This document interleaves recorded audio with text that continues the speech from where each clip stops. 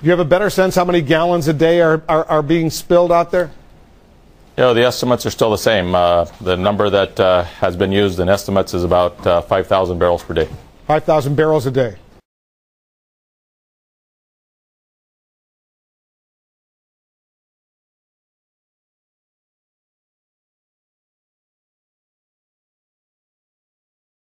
John Amos joins us on the phone now for the latest on the scope of the spill.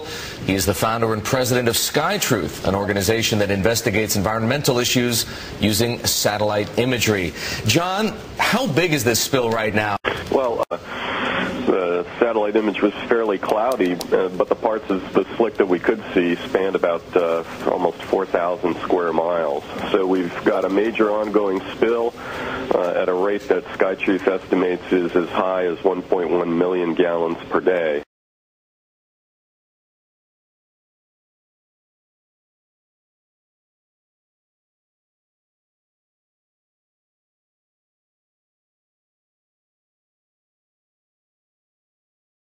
And these new videos show clearer than ever how BP, with the apparent help of the U.S. Coast Guard, kept the public in the dark for weeks about just how bad things were beneath the surface.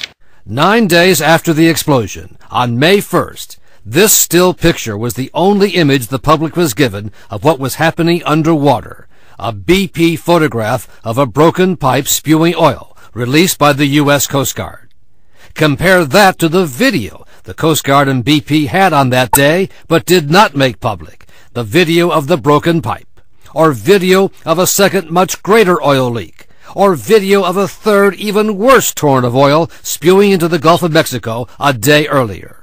Yet at the same time, a Coast Guard admiral said the public need not worry about just how much oil was coming out. I would caution you not to get fixated on an estimate of how much is out there. 2 days later, as oil continued to spew, the Secretary of Homeland Security said much the same thing. This fixation on number of barrels is a little bit misleading. Suppressing the tapes prevented an independent analysis of how much oil was coming out, a move that might save BP millions of dollars, because any federal fines would be based on $1,000 a day per barrel. It's not astonishing that a company facing the jeopardy that BP does should try to minimize and protect itself from exposure to what will be civil penalties and damages.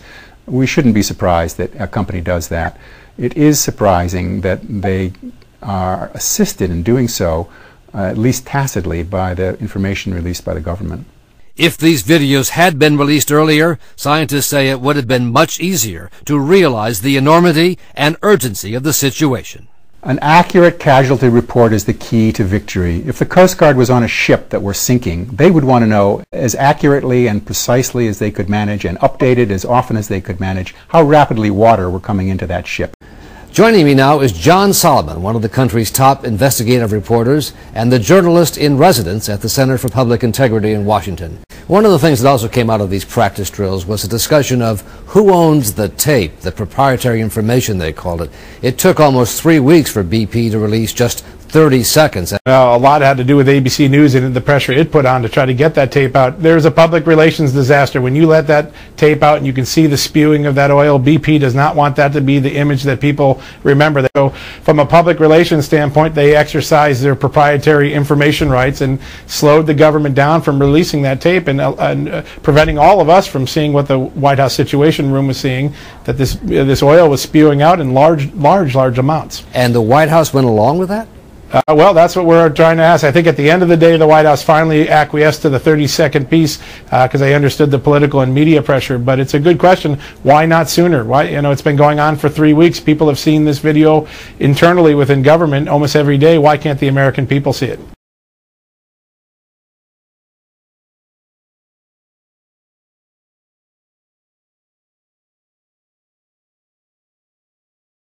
For 86 days, BP's doomed well gushed crude oil into the Gulf, over 180 million gallons, 17 Exxon Valdez's. So where did it go? A NOAA study last month said 75% of the oil was scooped up, burned off, or evaporated. Now researchers say they have a simpler answer. It sank. The oil is not gone. It's in places where nobody looks for it. The stuff's on the bottom. a lot of it is on the bottom. Dr. Joy and her team have been taking core samples of the seafloor.